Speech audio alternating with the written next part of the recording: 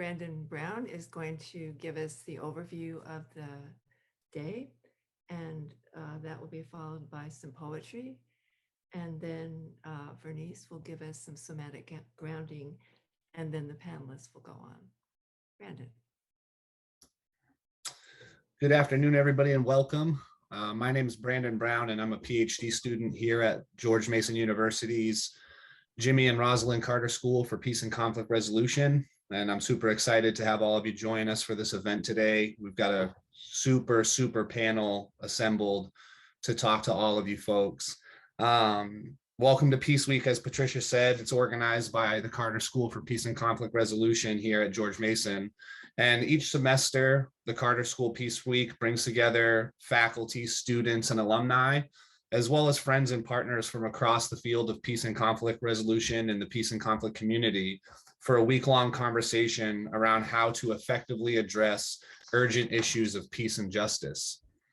Our theme for this Peace Week is Ideas and Action, integrating theory and practice for peace and conflict resolution.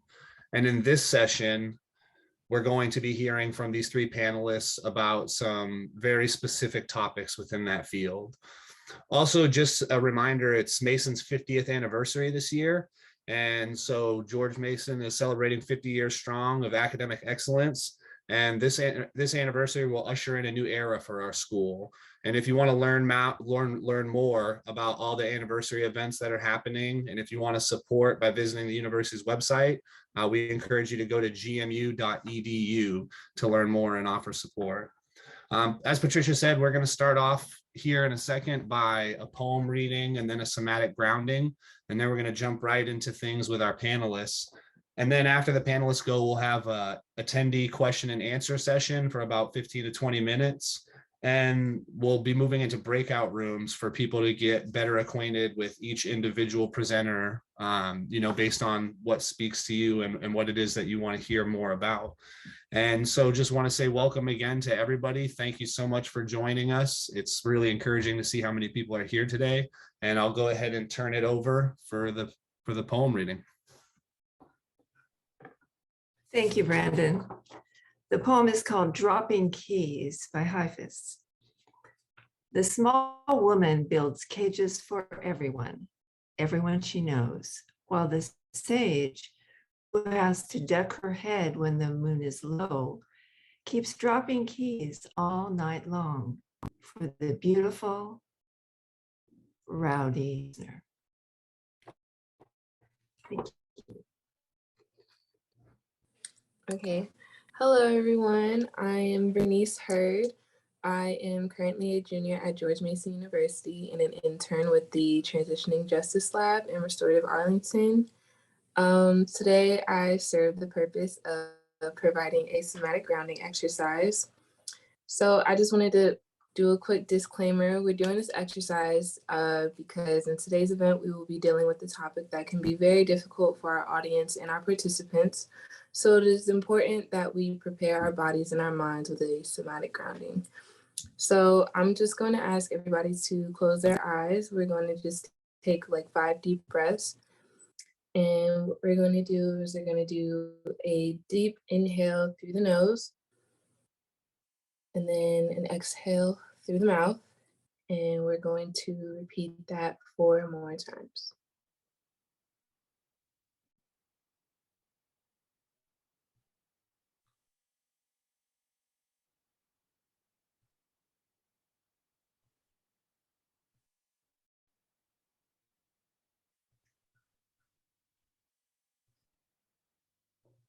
It's helping our minds get very centered on the topic at hand, letting out all the stress from today and probably the week ahead. And when you're finished, I will pass it off to our panelists. So I think I'm first. Good afternoon. And thank you, each and every one of you, for showing up today and for being willing to engage in this conversation that is one of those that far too many people need to run from. So my name is Leo Hilton. I'm a graduate student, second year at the Jimmy and Rosalind Carter School for Peace and Conflict Resolution. I'm also the course assistant for the Transitional Justice course being taught by Think Peace. And what I'm here today as is an instructor, a co-instructor at Colby College with Catherine Vesterman. And the course that we teach together is called Carcerality and Abolition. And that A word is one of those that tends to make people start to squirm a little bit, unless you're real familiar in this space. And that's where Catherine and I have come together to address that publicly, and academically and professionally. So the way that we've structured, Catherine and I are going to be presenting together because we are very much partners in this work. So would you like to introduce yourself as well and then pass it back? Sure. Thanks, Leo. I'm Catherine Vesterman. I teach anthropology at Colby College and thrilled to be here today. Thank you all so much for showing up.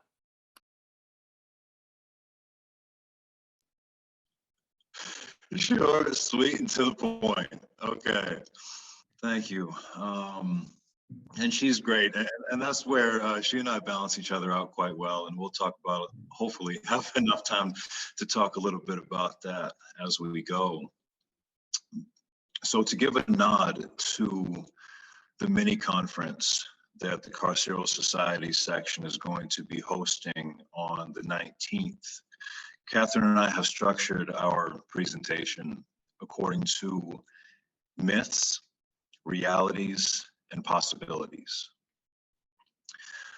addressing each of these in the field of emancipatory education in carceral spaces. So the myth, if you are to do the research on what emancipatory education can look like in carceral spaces, it is this really narrow view that it must involve a non-incarcerated teacher and incarcerated students. And it tends to be written from the perspective of this non-incarcerated teacher who faces these challenges in offering emancipatory education, where these challenges, they're described as either avoiding white saviorism or finding ways to practice anti-racist, trauma-informed, abolitionist pedagogy inside a carceral institution without simultaneously reinforcing carcerality. Now, this is also the reality of what is. That's the current state of emancipatory education right now, where that's the only thing that's possible. That the professor that usually comes in is white, representing a neoliberal educational institution. Here at Maine State Prison, the only major that we've been able to pursue for the last number of years has been liberal studies. And this is not to speak against the professors who are coming in doing this work, because I am a personal example of the power that exists within the current structure, where professors come in, and it has been the professors themselves, right, where they show an interest, where they show that I still have value, that I'm still very much a human being, regardless of my positionality in life. Because according to society, I'm one step above the grave. That is one of the realities of living in prison, is that once you are sentenced, you're dead. Your life as it was is over. Anything good or beautiful or pure about you is gone. And that's also part of the reality of coming out of prison, is that all of the good that you do in the meantime is again replaced by that label of felon. You are once again remembered and reasserted as your crime. And that's the reality, is this hierarchy that exists, and that incarcerated people cannot be teachers, right? And part of this is that there's a fear built into the system that if you afford an incarcerated person the opportunity, the ability to decide the future of a fellow incarcerated person, that they will then abuse this power. So we cannot be teachers. At most, we can be peer facilitators, right? We had someone who was a teacher, and before this fear changed policy to strip that person of his title as teacher and make him a peer facilitator, actively stripping him of his agency that he spent years developing was stripped away in an instant by the writing of a word. And that's part of the reality of what is. And that is the reality that Catherine and I are actively disrupting every day that we continue this work together. Because I am a professor, and it still blows my mind, right? When one of the students addresses me as Professor Hilton, because I'm not supposed to be able to be that. As an incarcerated prisoner, I'm not supposed to be anything other than that. That even though I've spent almost 14 years in the system as an incarcerated person, I was incarcerated when I was 18. I'm now about to be 32. Yet if I did not have this access to share with you who I am, I would still be the headlines that brought me to prison. So a large part of what Catherine and I are doing are disrupting the narrative around who incarcerated people are, who we can be. So that points to the possibilities of what can be. Because the impossible is only impossible until it is shown to be possible. And me as a man of faith, I go to scripture, of course, where with man, this may seem impossible, but with God, all things are possible.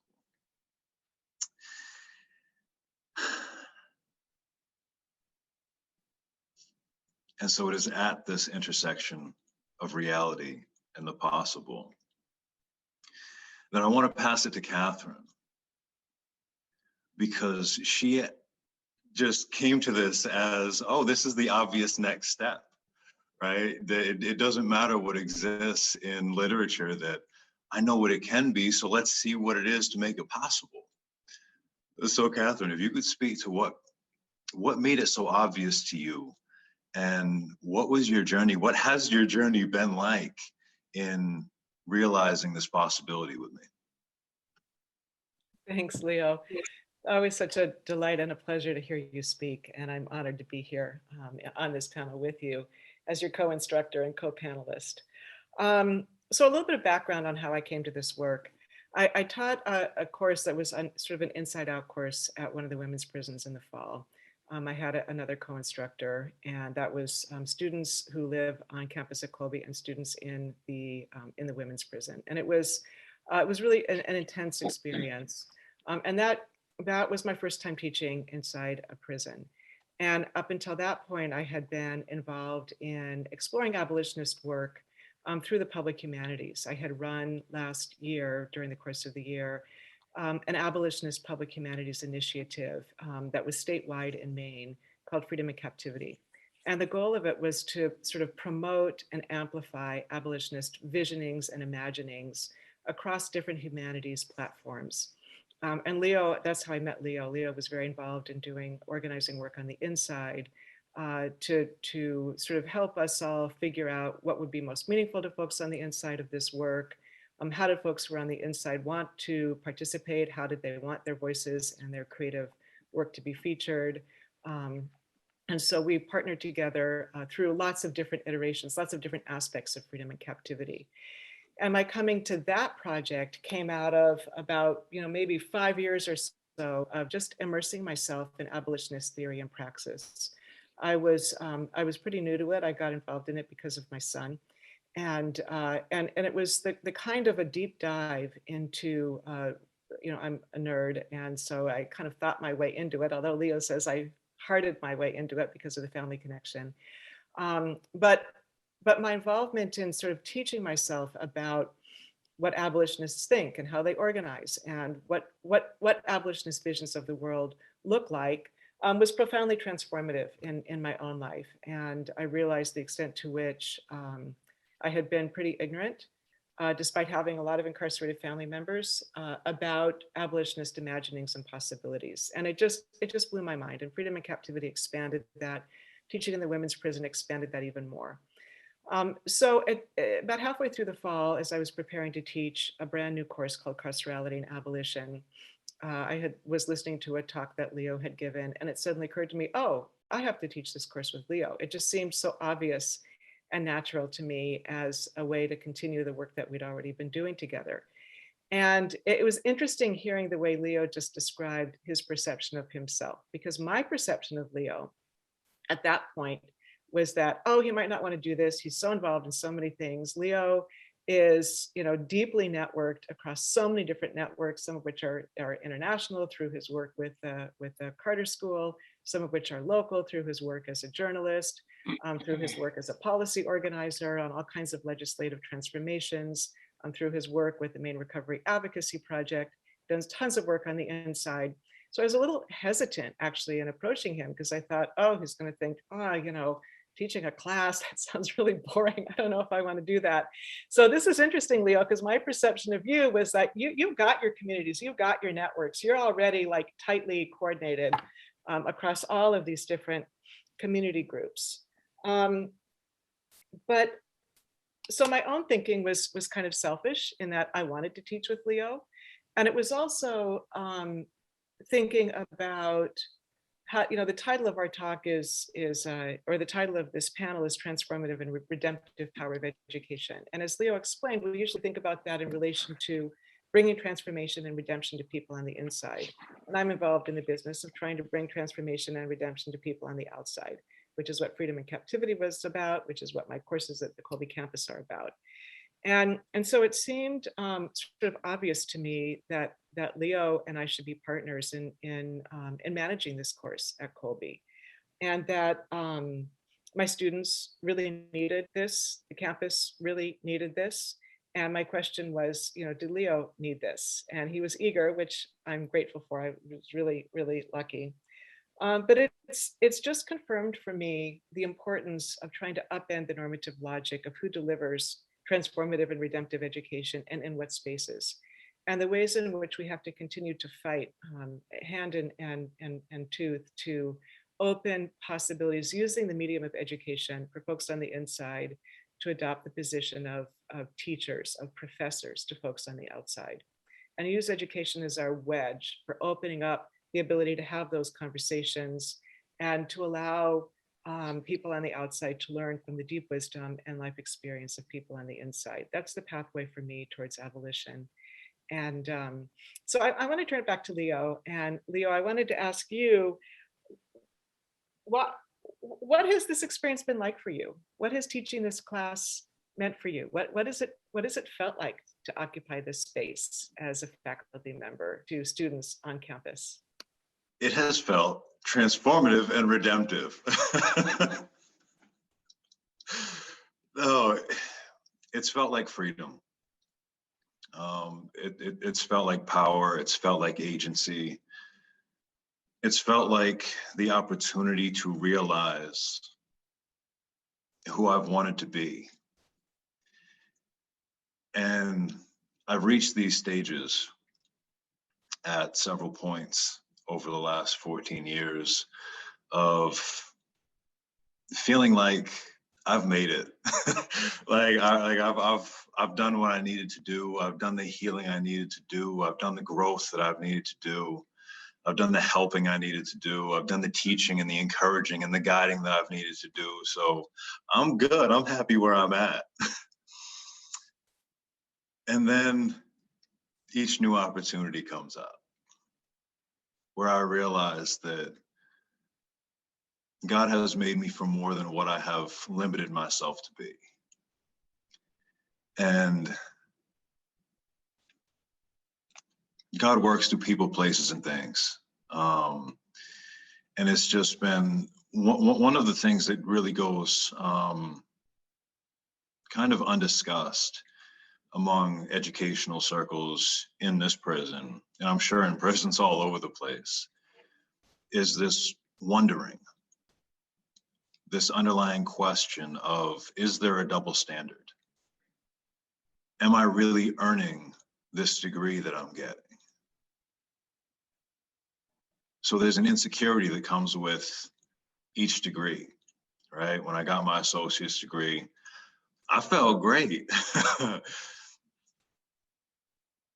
But then one of my fellow incarcerated guys be like, oh, well, that's just from a humane system school, right? You know, that's just from, you got that in here.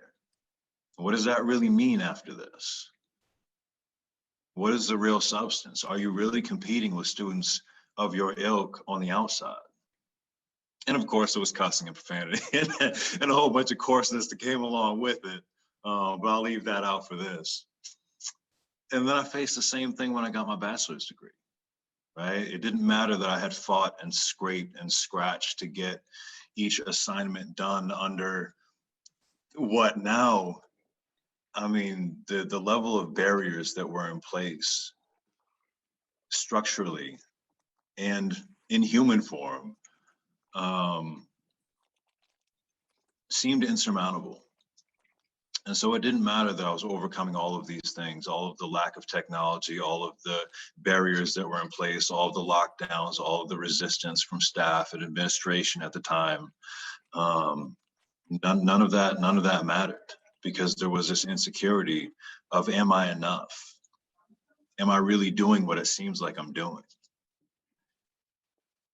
And then I got to the Carter School and I found out, yes, you have been doing the things and you are able to compete and you are able to hold space with people who have been doing this work on the outside. So yes, you are enough.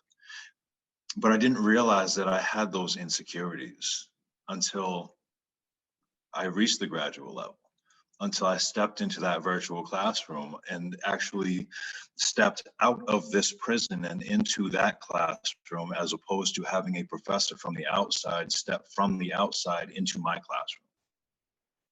That shift in dynamics was a shift in power, a shift in agency, just to a whole other level of possible. And then it was one thing after another that the course and the amazing faculty there have opened up for me for a number of opportunities, including the Transitional Justice Lab and the Carceral Society section, meeting Patricia even before I stepped into class, even before I started school, meeting her and just finding out that there are people out there who actually care. That, for me, people who care who didn't already know me, right? Because there's some people on this call who knew me beforehand, and I know that they cared. But what about people who didn't know me? Do they care? And that was what I found out. And then to have Catherine come in from the outside and just be like, hey, you're pretty incredible. I want to teach with you. Do you really want to do this? And I'm like, yeah, you're pretty incredible. Let's do this. Just that mutual admiration and respect and appreciation, and the way that we've balanced our different approaches that Catherine alluded to a little bit earlier, where she thinks her way into things and I heart my way into things. She is very head first, I'm very heart first. So we are very different in our approaches to education, but we pull each other into this dynamic of how to co-teach. And that's something that has been powerful for me, where her experience, your experience, Catherine, of being this well-established professor who has done all this traveling and done all of this work and published all of these pieces and has, this very intellectual drive, gives me the freedom to lean into my strengths of holding space with heart and encouraging that deeper so what question, challenging our students to make that connection between the head and the heart on and in real life on what this work can look like. So I know how powerful it was for me. I know we only have a couple minutes left, but Catherine, if you could speak a little bit to what that dynamic has felt like for you. Yeah, I think, we definitely need to wrap it up because Shantae was also going to be speaking, but I'll just quickly say, I think there's two aspects, Leo, that have been really transformative for me. And one is, giving up control. And by control, I mean, not just control of the classroom, I don't mean that at all, but I mean control in terms of pre-planning, having an intellectual goal. When I walk into the classroom, I know exactly what's going to come out. I know exactly what terrain we're going to cover. I know exactly what my goals are. And you've just upended all of that for me. So, our teaching space is a much more organic teaching space. I can't anticipate what's going to happen in class. That freaks me out. I'm going with it. I'm learning how to go with it. We meditate in class, we dance in class, we do all these things on my own. I would feel probably a lot more awkward doing. But it grounds the students. I can see the transformative effect in the classroom. And so bringing in these more meditative practices. And I think, Leo is just so much more comfortable with meeting students where they're at and then building the conversation from there. And my tendency is to figure out what I want the end goal to be and kind of push everybody towards it. And so that's been a really great balancing too. I think there have been some big challenges, and maybe we can talk about those later. And I think also I just want to flag one other thing, which is the enormous challenge of two abolitionist professors, one of whom is incarcerated, one of whom is not incarcerated, having to work within and in collaboration with the carceral regime. That is something I don't feel that I'm navigating with grace. It's something I find extraordinarily difficult. Leo and I talk about this all the time. And that's a real issue in this sort of education, but I think we're quite determined to work through it. So maybe, Leo, I'll bring our part to a close and invite Shantae to share what she's got prepared. And then we can take up any of these questions in the Q&A. Does that sound like the right thing to do, Patricia? It does. Welcome, Shantae. I don't even know. Well, congratulations to Brandon and Catherine. I think you guys are doing like freaking awesome. And yeah, Brandon, like, because you're not even in New York, right? You're like further down, and they have like a lot of, I can't even imagine what you had to go through to get where you are now. Let's just say that. I don't really, sorry guys, I'm shy, so I get kind of mumbled. Where incarceration for me, I earned my associate's degree, liberal arts, and at BPI like 4 years ago. I graduated in 2017. And I once said, like, inside the walls of a classroom, you escape the walls of a cell, and you become an individual again. I really firmly believe that. I feel like prison really strips you of your humanity in a way, like a lot of ways. It dehumanizes you and makes you feel like you're not even existing. But education, I feel like, has totally inside prison. Because outside, I didn't go to college. It was never really a point, a goal for me outside of there. I'm sorry, you guys, I'm so nervous. I'm nervous. Sorry, guys. So, where was I going with that? Okay, so basically, what we're talking about today, in this conversation, is about how prison is not really there for rehabilitation, right? I mean, I feel like we all can agree on that. It's really there to just punish you for something you could have, some crime or you committed like maybe 10, 20, 30, 40 years ago, it's still gonna follow you.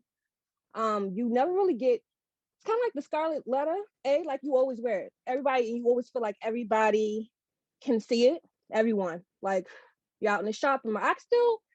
You're out in the grocery store. I still like I can't be in crowded places too much. I have like real bad anxiety.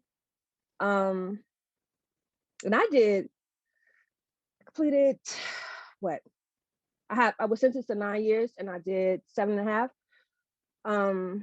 But still in all, it's just certain situations when you have to think about when people are incarcerated or they have been incarcerated, it really takes a toll on that person. It's a lifelong thing that they have to like live with, right? It's not something that, okay, I could come out, I have a college degree, I could just go, let me just achieve this, achieve that. But it's like a lot of structures that play into that, mentally, trauma that you experience, not feeling like Brendan was hitting on, like just the self-esteem, like, okay, did I do enough? Am I, does this really mean like I did something great? But you're still like pressing against like the world and like an onslaught, trying to like prove yourself. Like I'm not the same person I was before. I've changed, I've grown, I know better now. My decision making is just like way better now. Sorry, guys. I'm trying like, so prison does a toll on people. I feel like that's like something you can never really get from, even if they were to like remove it from your records, like it's still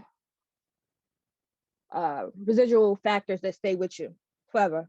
I don't feel like you get past it like all the way completely. But my education has definitely opened up a lot of doors, and it made me realize a lot of things, like when I was in prison, like I said, decision making, right? Not being around certain people, like knowing better, knowing my self-worth, because I didn't have that at first. Being able to actually look at other people as like, or understand them from a different perspective, because of some of the education I got. And I, unlike, well, Brendan, I think you had said like, and I copied, I went piggyback on you when I said, you always feel like you're not worthy, or you have to do more, or, everyone's looking at you and they're thinking like, hey, you're in prison, you've been in prison, or you went to prison for this, or it's like, you just feel alienated, even with your family, I feel like. But I will say this, I never felt like anybody had to work harder than we did at BPI. So I definitely felt like I earned it. I was never a moment where I felt like, okay, well, does it really compare to what they're learning out of there? Because BPI, it was very rigorous, right? It was very hard work. And I never thought I would see people writing, 20 to 30 page papers handwritten. Like you said, you didn't have really technology by yourself. And just thinking, I never thought I could do that. Like I never thought I could write that 3-4 times over to turn it in on a piece of paper, like for college. I never thought I could do a lot of stuff. Earn a degree for starters, right? But I did. And yeah, I think education, I think it should be available for everyone. I'm not just like, incarcerated people. I think it should be available for everyone, whether you can afford it or not, right? I just think it should be something that should be available. I do feel like it helps you. I feel like Virginia, I know they don't have any kind of college behind prison, because my father, I don't know if you guys know this or not, but he's incarcerated. He was incarcerated since I was 17. But he told me like, like when I was asking for some like the courses that they did have, like that was like in 2013. I think it was like a online class, like from Colorado or something, right? But they don't have any kind of college available at all. And I think that's troublesome. But okay, that's all I have to say, you guys. Thank you all. Your comments are so important, all of you. It's an honor to have been here and heard them. Brandon, do you want to take over the Q&A, or should I? I'm fine either way. I think we can tag team it a little bit and just open it up for the audience, for anybody that has questions for any of the panelists. And I just want to point out that although I'm flattered, Shantae. So Shantae and I, just for some background, have been a part of a couple. I know I mixed your name up. Oh, I totally Yeah. want to talk about you. But, Sorry. hey, Shantae, don't apologize, because one thing that the audience will be interested to know is that I was in prison with Leo for almost 13 years, and at least 750 times we were called each other's names. So don't feel bad for even a second about that. You're only the 1,000th person to do it. So I still feel bad. I was referencing Leo, but I was saying Brandon because your head was like stuck in my head. Oh God. No worries at all, because Shantae and I have done some work together as well. So, but I'd say, at this point, we'll open it up to the audience for anybody that has questions for the panelists. Patricia and I will just kind of tag team monitor it. But if you guys have any questions after hearing what you've heard from the panel, just ask that you raise your hand real quick, and then we'll try to get to you one by one and see how many people we can squeeze in. And you're more than welcome to type your questions in the chat as well, and we can field that. So maybe, Patricia, do you want to call on people? And if any come in the chat, then I'll present them. Yeah, as long as I can see their hands, because there's 2 screens, so or 2 pages, so I'll have to be on my toes. Questions? Okay, Emmanuel, and then Linda. Good afternoon, panelists. I am taking it back, and I would like to say to Leo and Shanta, yeah. Is that how you pronounce it? Shantae, it's fine though. Go ahead, do your thing. I would like to say to you people that your courage that I am receiving from you as Leo, Brandon, and Shanta is very encouraging. Looking at what has transpired in your lives, and looking at the positivity that you still exude from that point is highly encouraging. And I would like to tell you people that you are strong, and you are intelligent, and you are one of us. And I don't want you to ever, Leo, one love, Leo. I don't want you to ever think of yourself any lower, because even Saul became Paul. So you can make a mistake in life, and you can always recover from that mistake. Our God is a God of second chance. So you should never hold yourself back. If you did the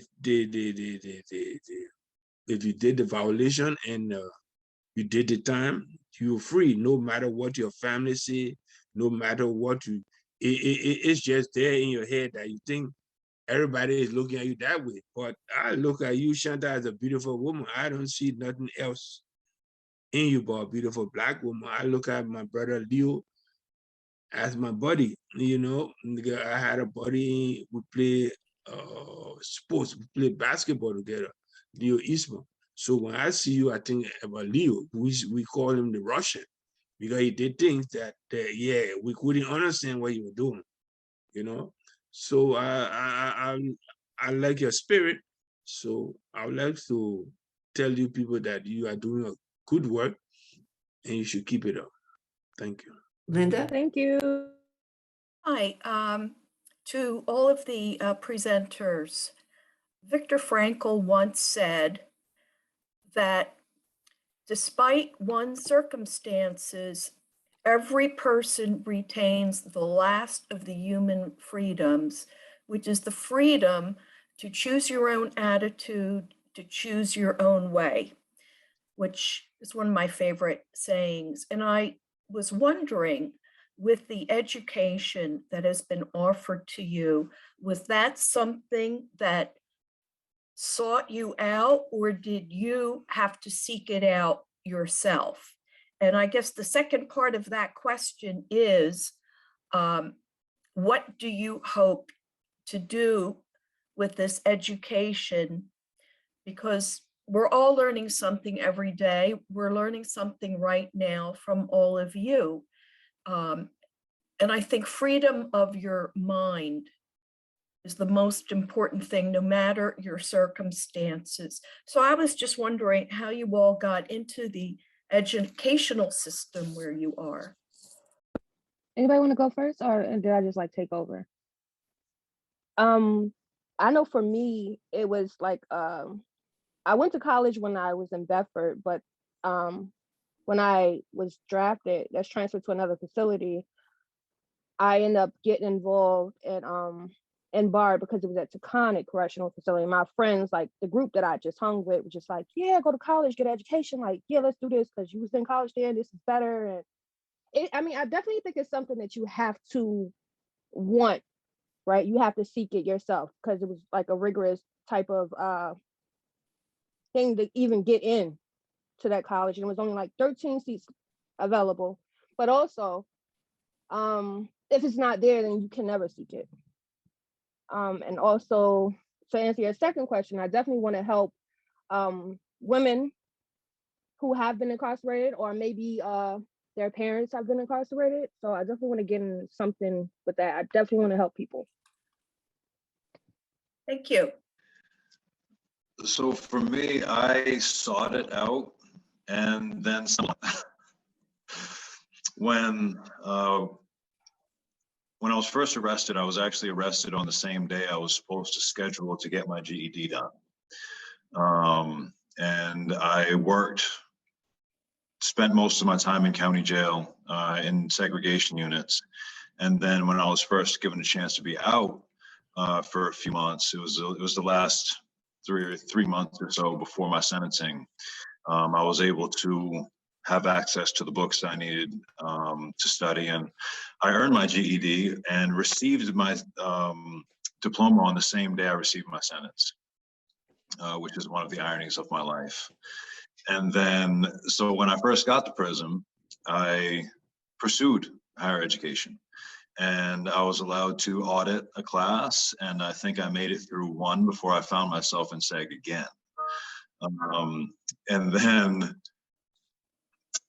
I kind of gave up on it, and I was encouraged by my mentor to take other types of classes. So I did music and art and worked out and did all of the typical stereotypical prison things. And then one day, an older gentleman asked me to go and speak to the college coordinator to see if he could get the last spot in the college program. So that's what I did. And I said, hey, can we get this guy in? And Donna Bancroft, the coordinator at the time, said, sure, let's see what we can do. And let's see what we can do about getting you in as well. So that was where I sought it out, and then got into trouble, and then stumbled into it by trying to help somebody else. And so that really has been the trajectory of my life since then. So what I want to do with my education is what I'm doing now. I'm actively using my education constantly by supporting other classes. I work with Think Peace. The work I would love to be doing right now is to establish the truth commissions and truth and racial healing commissions that are being established across the US. And since I can't, I'm supporting the course that brings those practitioners together and supporting them in that work.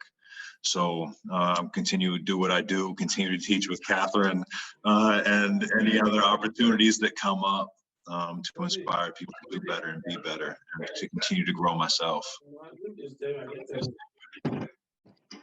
Awesome. Thanks for that question, Linda. I'm going to go ahead and pose two questions from the chat. Dennis McCoy asked Leo, Shante, and myself, what takeaways do you want us to have as a result of this session?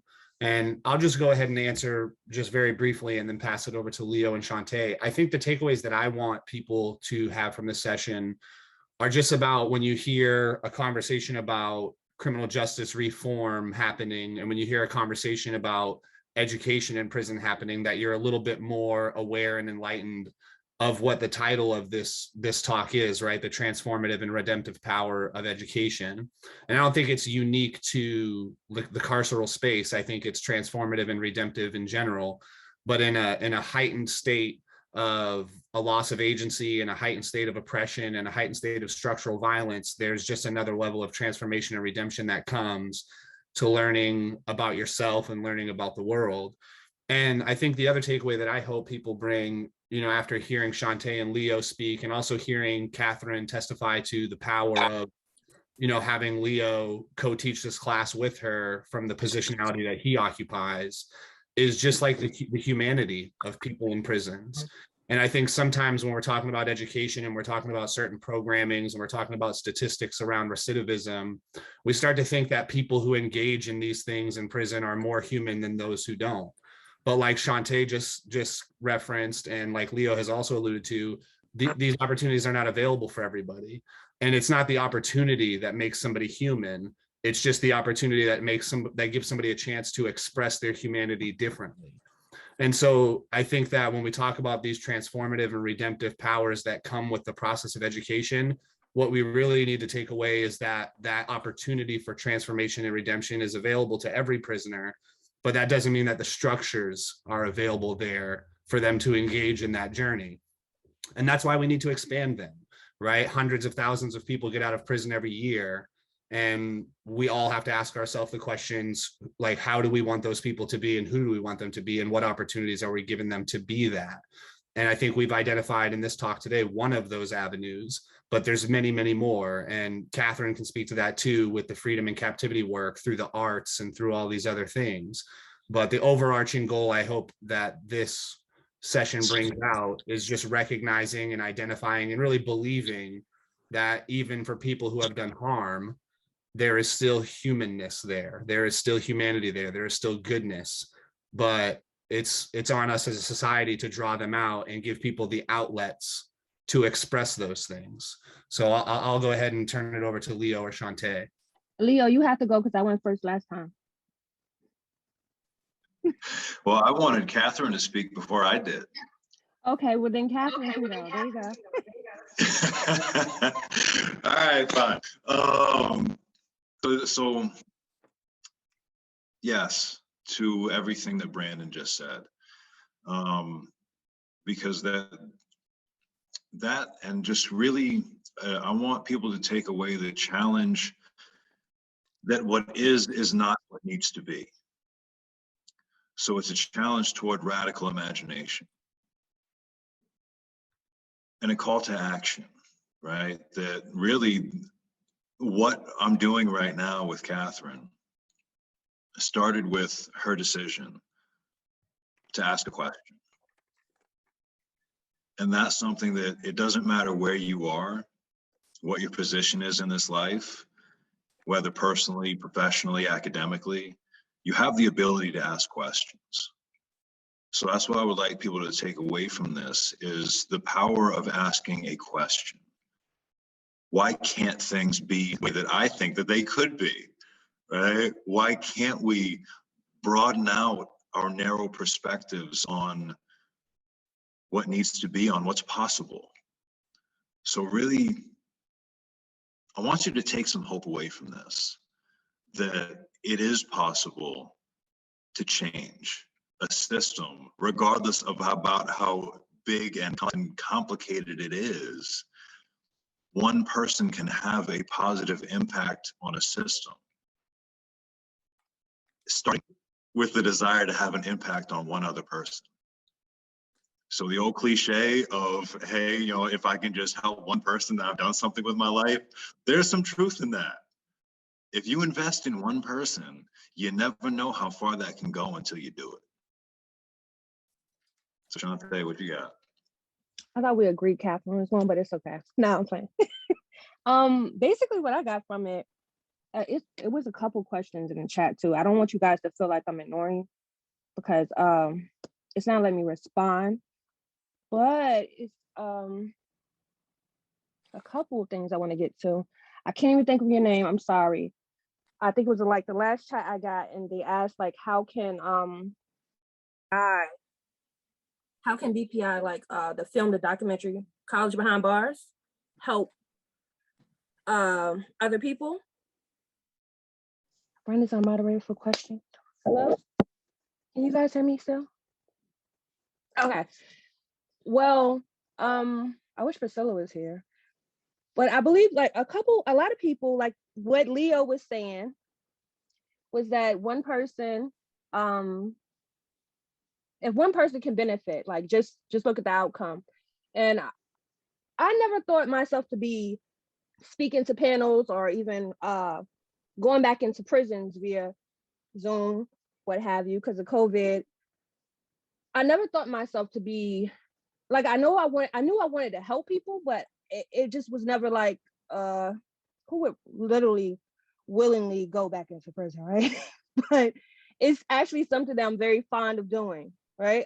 I love to speak to the women who are incarcerated, who are going through things that I've been through, who've lost, we just have so much of a connection. I feel like it's so easier. It's easier than speaking to, like, when you get into the politics of things and whatnot.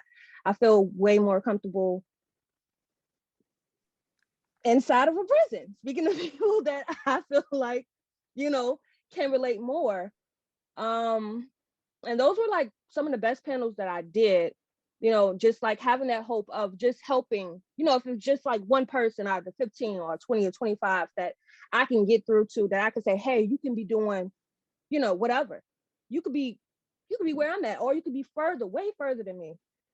Giving them that hope, I think it really helps me push on. And yeah, I'm trying to think. I'm running out because I should have went. I should have let you went because I had it. But yeah, I mean, I just think like when that kind of discussion is going on about criminal reform, bail reform, etc., like get involved. Just go hear the people out. Like just go there just to see if you stand with what their ideas are. I'm off parole. I don't know if anybody knows this. I just like to put that out there. I just was recently released off parole off the bill less is more. So every 30 days you get 30 days off, right? And a lot of people were released because they had been being good on parole, right?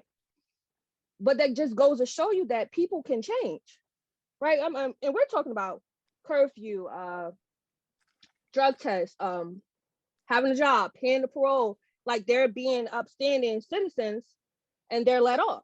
Like, oh, okay, you was doing good. Okay, let's let you off. So I feel like everyone deserves a second chance. Everyone. And that's all I have to say for right now.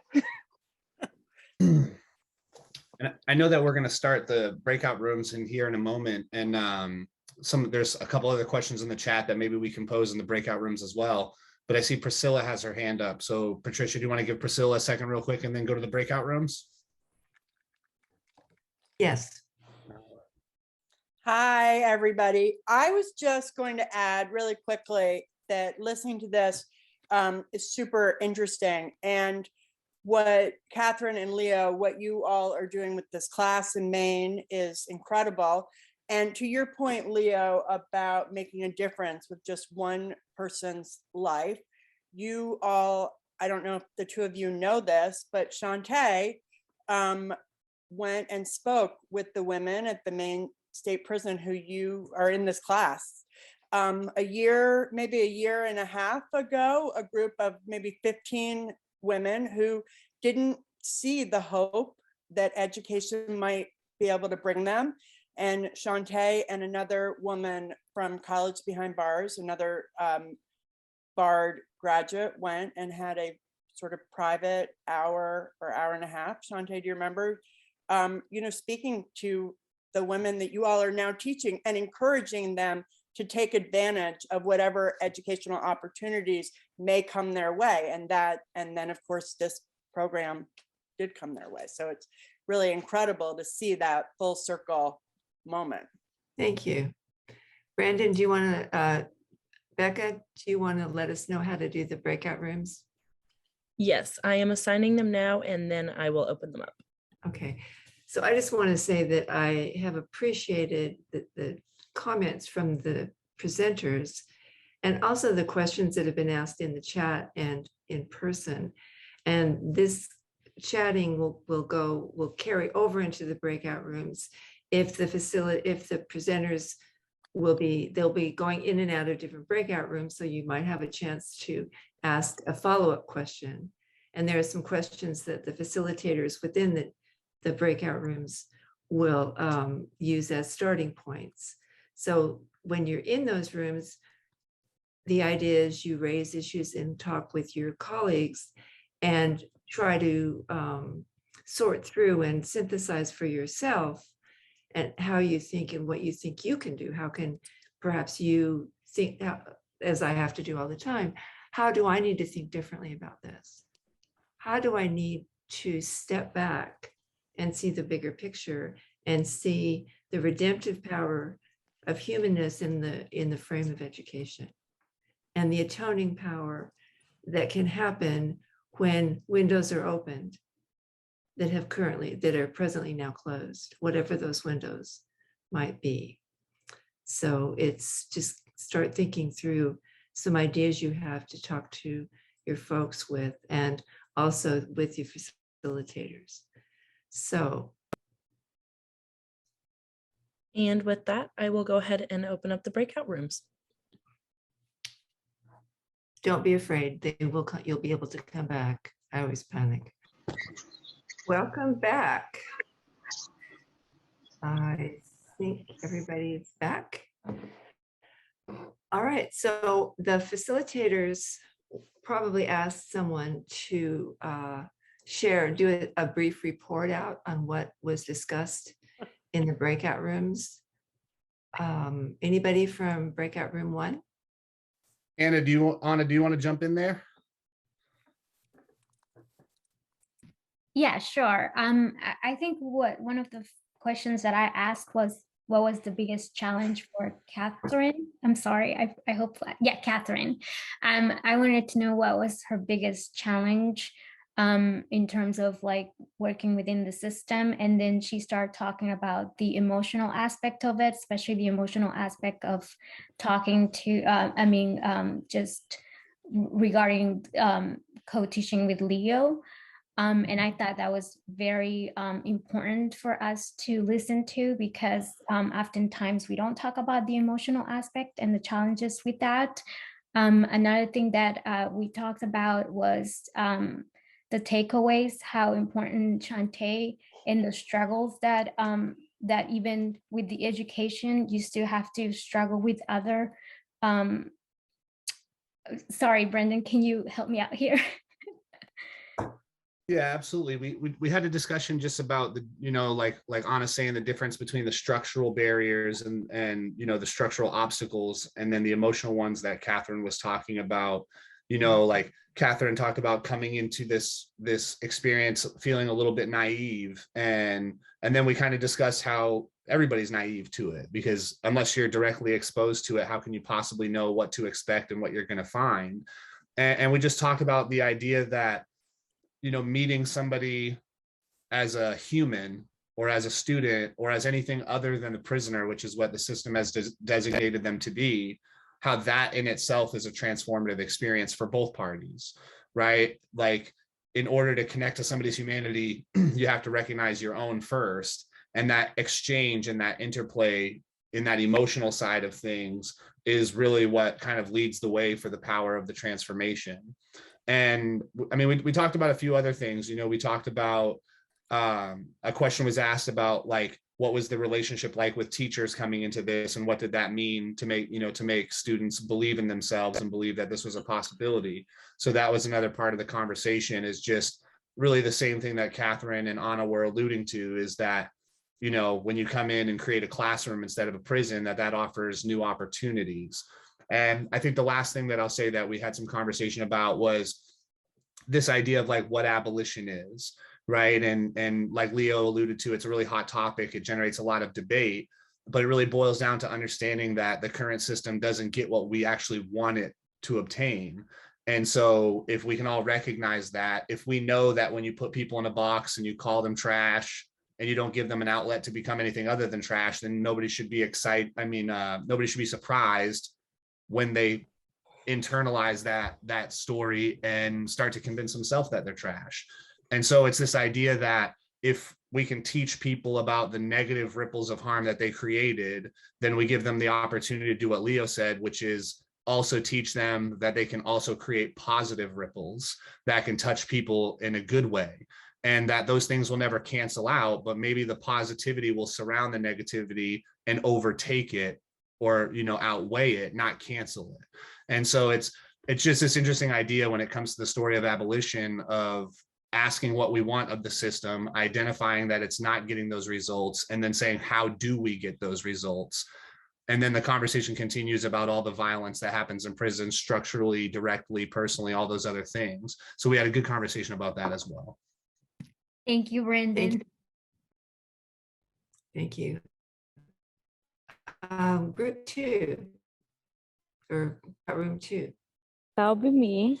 So we had first answered the question that Sarah had posed in the chat about the redemptive power of education, and Leo spoke on that, and he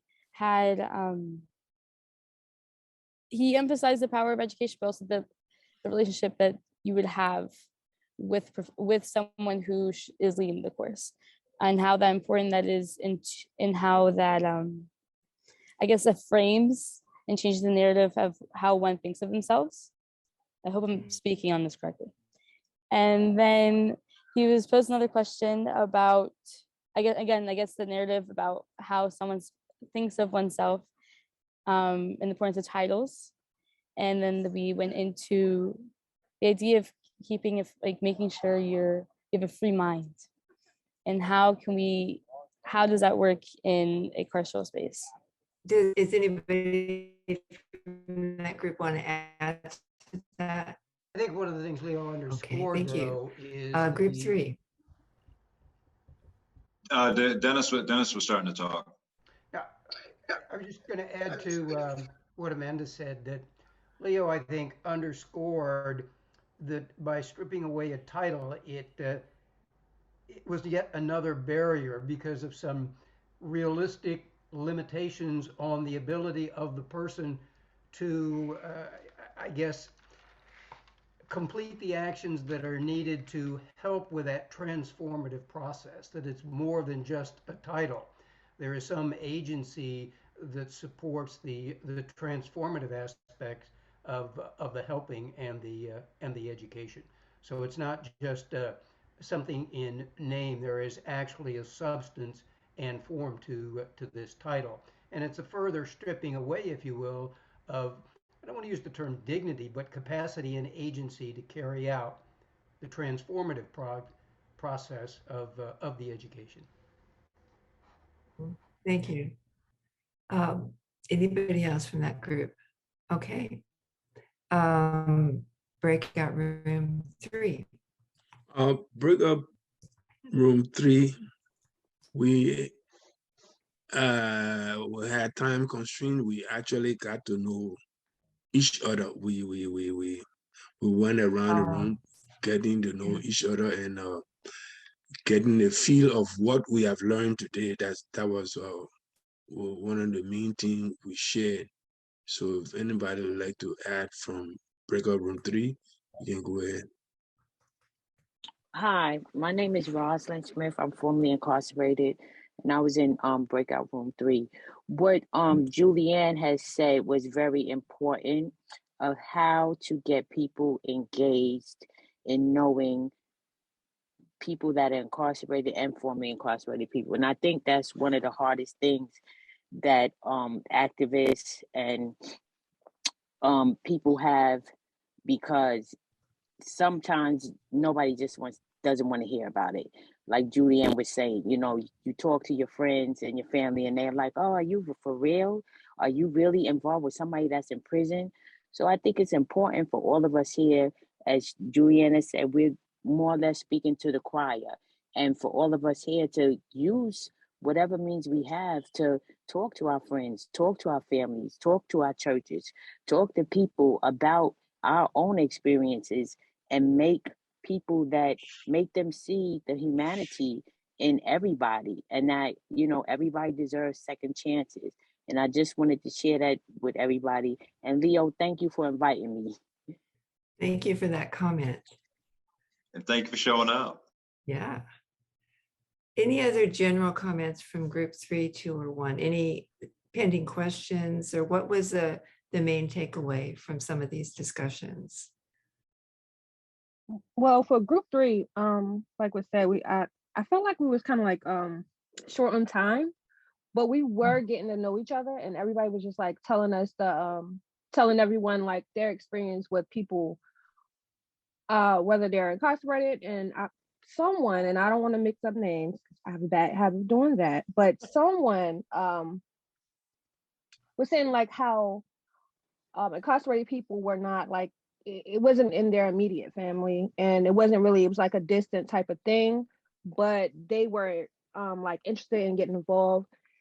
And another person was just like, they just need like tools. So I feel like, right, I'm not really sure what tools you would be able to use with, because you know the people and I don't, but I'm not really sure how you would bring it about to people to make them like kind of understand that, hey, you know, we're talking about human beings. And I guess my only advice would be like kind of put it in like a somewhat relatable stance, and an easy relatable stance. Like, you know, what if it was your sister, your aunt, your brother, your cousin, you know, whatever. But yeah. Yeah, thank you. If people can imagine that was their sister, I use that kind of approach, and it often is like, well, my family would never do that. Well, of course, that's nonsense, because you don't know what people will do until they do it. So it's very complicated in terms of how to think humanly and get even my family. I've had multiple folks in my family in and out of prison I have a son, 2 sons actually, who have been, but are not currently doing the same things in prison for quite a while. And to see and to hear and to know, and just as I've worked with Leo and Brandon and others in a prison in Pennsylvania, the weight that's carried and that can be carried by that is, I don't know how they do it. They have to, I suppose. But yet they do it, and they reach out to others, and they are humanizing. They are human beings working in an inhuman environment, being as human and loving as possible, which I cannot tell you the depth of admiration I have for that.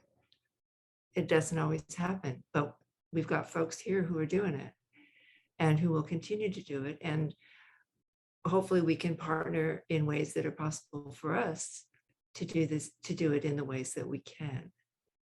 So any last comments, remarks before I read the closing poem? Leo, you should say that out loud. I know you sent it to the chat, but that was powerful. Sure. So just speaking to that weight that you were mentioning, Patricia, is that we tend to have 2 choices. You can either carry the weight or allow it to crush you. And the only acceptable choice is the former. Yeah. That's the reality of where we are. So I just want to share my appreciation for everyone who showed up and everyone who stuck around. And I really encourage you to find where you fit, find what fits right for you.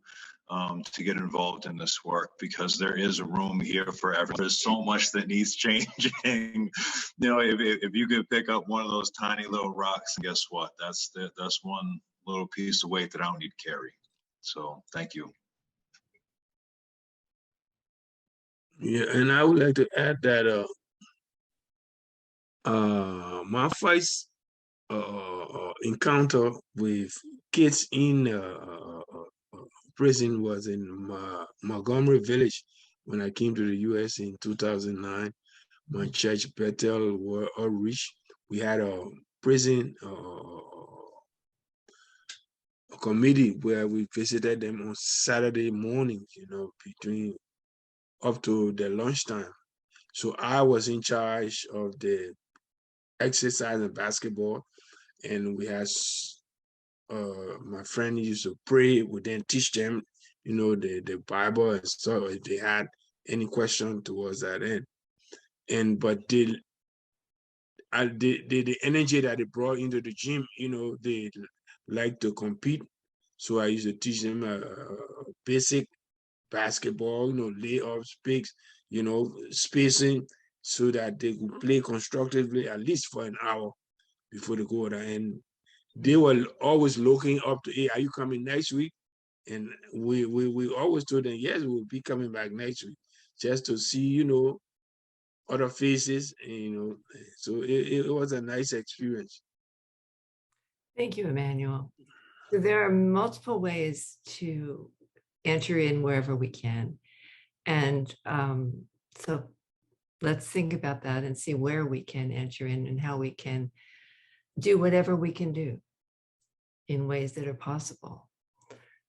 And yeah, so I will close then with a poem, but I want to express my deep appreciation to the Carceral Societies and Transitioning Justice team, to our speakers, to, okay, now I'm spacing on names because I'm tired. Oh, Catherine, Leo, and Shantae, and also for Brandon's comments and guidance. And the closing poem is by Maya Angelou, Alone. Lying, thinking last night, how to find my soul a home, where water is not thirsty and bread loaf is not stone. I came up with one thing, and I don't believe I'm wrong, that nobody, but nobody can make it out there alone. And that is so true. So thank you for attending, and reach out to me. I put my email in the chat if there's anything you want, questions. And so thank you. I appreciate your attendance and your presence. It's been inspiring. Go forth and be brilliant, because you are.